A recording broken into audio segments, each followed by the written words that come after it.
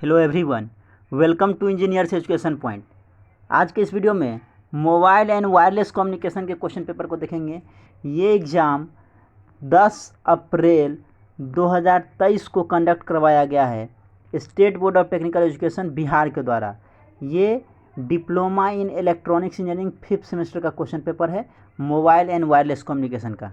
चलिए क्वेश्चन हम लोग देखते हैं। क्वेश्चन नंबर 1 पूछा है ऑब्जेक्टिव में, why neighbouring station are assign different group of channel in cellular system. कह रहा है जो पड़ोसी स्टेशन होता है उसको जो है डिफरेंट ग्रुप ऑफ चैनल जो है क्यों जो है एलोकेट किया जाता है, असाइन किया जाता है सेलुलर सिस्टम में। तो इंटरफेरेंस को मिनिमाइज करने के लिए दिया जाता है। ऑप्शन क्या हो जाएगा 1 का A, to minimize interference. Question number 2 है, what is frequency reuse. Frequency reuse क्या होता है? Process of selecting and allocating channels. ठीक है, चैनलों के चयन और आवंटन की प्रक्रिया को फ्रीक्वेंसी रीयूज बोला जाता है। क्या हो जाएगा? दूसरा का ए हो जाएगा, दूसरा का ए हो जाएगा। क्वेश्चन नंबर 3 देखते हैं क्या कर रहा है, what is the frequency reuse factor for N number of cells in a system.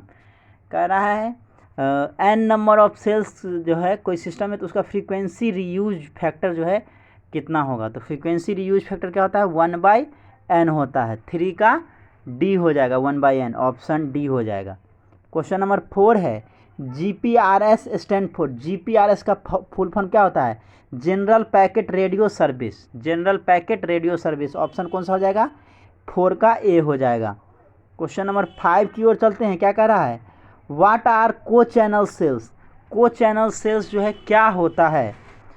Sales using same frequency. ठीक है, को चैनल सेल्स कैसे बोलेंगे? ऐसा सेल जिसका क्या होगा? सेम फ्रीक्वेंसी होगा, using same frequency. Option D हो जाएगा, 5 का डी हो जाएगा।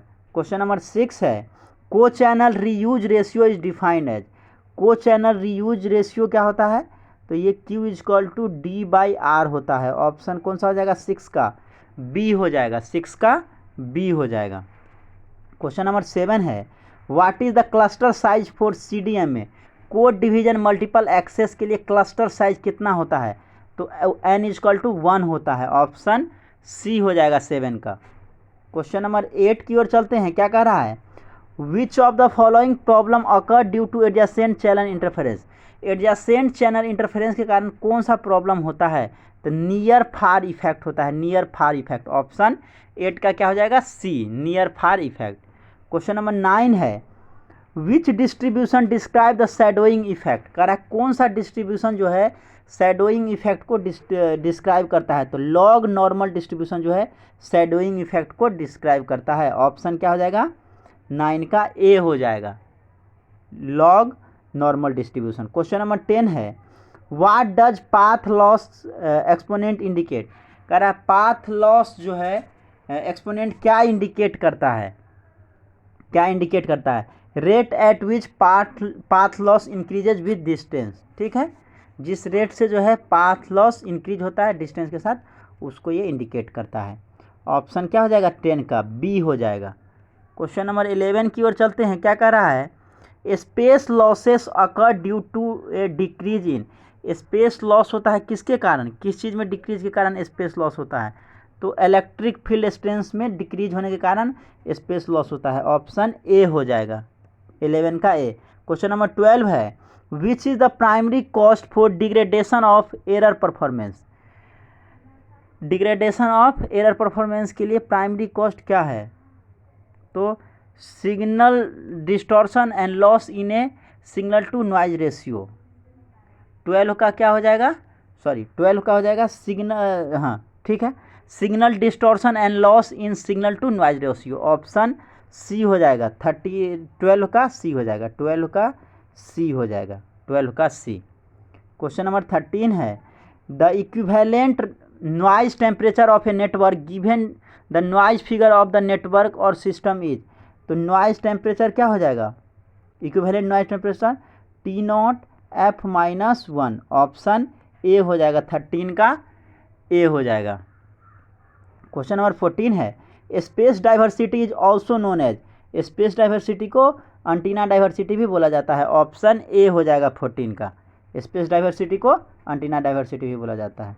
क्वेश्चन नंबर 15 है, according to Shannon Hartley theorem, Shannon Hartley theorem के अकॉर्डिंग क्या होता है, the channel capacity does not become infinite with infinite bandwidth, channel capacity जो है इनफाइनाइट नहीं होगा इनफाइनाइट बैंडविड्थ से, has a trade off between bandwidth and signal to noise ratio, both B and C दोनों सही है, ठीक है, तो ऑप्शन डी हो जाएगा, 15 का डी हो जाएगा।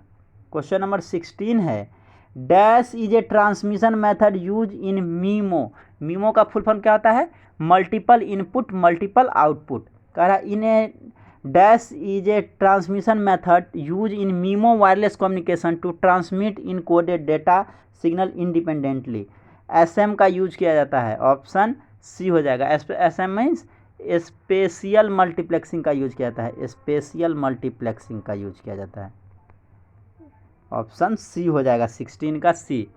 क्वेश्चन नंबर 17 है, which property of OFDM, OFDM का फुल फॉर्म क्या होता है, orthogonal frequency division multiple access, orthogonal frequency division multiple access, कह रहा है which property of OFDM system allow adjacent subscriber to be use without interference, तो कौन अलाउ करता है, ऑर्थोगोनैलिटी, 17 का ए हो जाएगा, ऑर्थोगोनैलिटी। 18 है, why is a cyclic prefix required in an OFDM, कह रहा orthogonal frequency division multiple access में साइक्लिक प्रीफिक्स क्यों जो है रिक्वायर्ड है, जरूरी है, तो to help overcome multipath and ISI, inter symbol multipath से ओवरकम करने के लिए, बचाने के लिए, और इंटर सिंबल इंटरफेरेंस से बचाने के लिए साइक्लिक प्रीफिक्स का जरूरी होता है OFDM में, ऑप्शन क्या हो जाएगा, 18 का बी हो जाएगा, बी। नेक्स्ट क्वेश्चन देखिए, क्वेश्चन नंबर 19 कह रहा इन LTE what is the benefit of PA-PR reduction in the uplink, क्या बेनिफिट है LTE में, ठीक है, PA-PR रिडक्शन का, ठीक है, तो इसका आपको पूछा है, तो ये क्या करता है, improve uplink coverage, lower UE power consumption and reduced equaliser complexity, option क्या हो जाएगा, 19 का डी हो जाएगा। क्वेश्चन नंबर 20 है, CDM में code division multiple access optimizes the available bandwidth को ऑप्टिमाइज करता है, ऑप्शन 20 का बी हो जाएगा। ग्रुप बी में देखिए, क्वेश्चन नंबर 2 में पूछा है, what are the different components of a cellular system, cellular system का डिफरेंट कंपोनेंट के बारे में लिखना है। इसी के और में पूछा है, what is meant by frequency reuse, define frequency reuse factor. Question number 3 में पूछा है, explain the near far problem in cellular communication. इसी का और में पूछा है, explain the necessity of link budget. Question number 4 में है, write short notes on, short notes लिखना है फेडिंग पे शैडोइंग पे। इसी के और में पूछा है, explain Rayleigh fading, write down the expression for its corresponding PDF। Question number 5 में पूछा है, define EIRP for an earth station having transmitter input power of 40 dBW and transmit antenna gain of 40 dB, determine the EIRP निकालना है।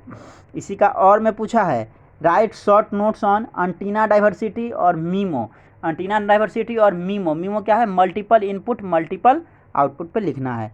What is OFDM, orthogonal frequency division multiple access क्या होता है, इस पे जो है आपको बताना है। हाउ डज OFDM वर्क्स, कैसे ये OFDM काम करता है ये भी बताना है। इसी के और में पूछा है, how does CDMA allow multiple users to access a channel simultaneously. Group C जो कि 6 नंबर में पूछता है, क्वेश्चन नंबर 7 है, what are the basic feature of 3G 4G 5G, third generation, fourth generation और 5 जनरेशन का बेसिक फीचर लिखना है। इसी के और में पूछा है, what is co channel interference, establish a relation between signal to noise interference ratio and cell cluster size. Question number 8 है, if signal to interference ratio of 20 dB is required for stationary forward channel performance of a cellular system, what is the frequency reuse factor निकालना है, and cluster size that should be used for the maximum capacity if the path loss exponent is n is equal to 4 दिया हुआ है। assume that there are 6 co-channel cell in the first tier and all of them are at same distance from the mobile, use suitable approximation, suitable approximation का use करके इसको solve करना है। इसी के और में पूछा है, डिफाइन नॉइज फिगर को डिफाइन करना है, if the noise figure of the first stage of A 2 stage cascade network 8 dB दिया हुआ है and the noise figure of the second stage 7 dB दिया है and the gain of the first stage 10 दिया है। Calculate the overall all noise figure of the cascade system का overall जो है नॉइज फिगर निकालना है कास्केड सिस्टम का। क्वेश्चन नंबर 9 में पूछा है state Shannon theorem what is meant by channel capacity से आप क्या समझते हैं। इसी के और में है what is diversity and why it is use in MIMO. Multiple input multiple output में डाइवर्सिटी का क्यों यूज होता है। 10 है explain in detail that how a diversity receiver reduces the interference. इसी का और है how is wireless channel capacity calculated. Calculate the capacity of a wireless channel if it's bandwidth is increase to infinity.